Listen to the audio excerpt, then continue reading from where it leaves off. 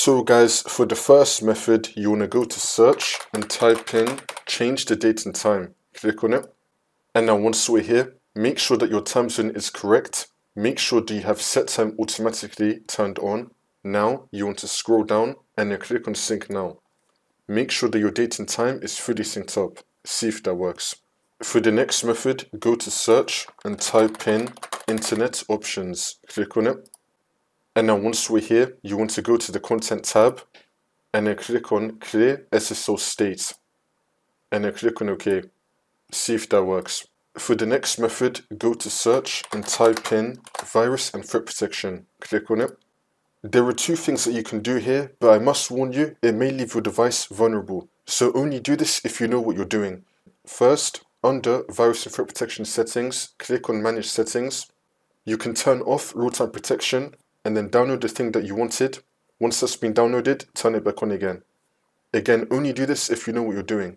The second thing, you can go to firewall and network protection and then click on public network. You can turn off Microsoft Defender firewall. Again, only do this if you know what you're doing. Make sure to turn it back on again after you download the thing that you wanted.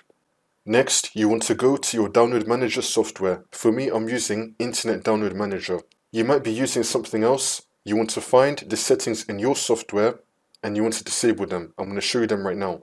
So in Internet Download Manager, I'm going to click on Downloads. Now I'm going to click on Options. I'm going to go to the Proxy Socks tab and I'm going to select No Proxy/Socks. On your Download Manager, if you're not using this one, you want to go to the Proxy tab and then turn off Proxy. Next, if you have a dial-up VPN tab, you want to go to that.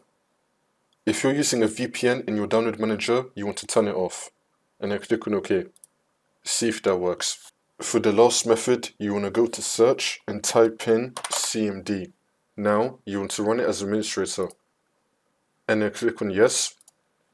And then once you're on this, you want to type in ipconfig space /flush DNS and then click on enter. And now you want to type in netsh space winsock space reset and then click on enter again. Next, just restart your computer and then hopefully this will fix your problem.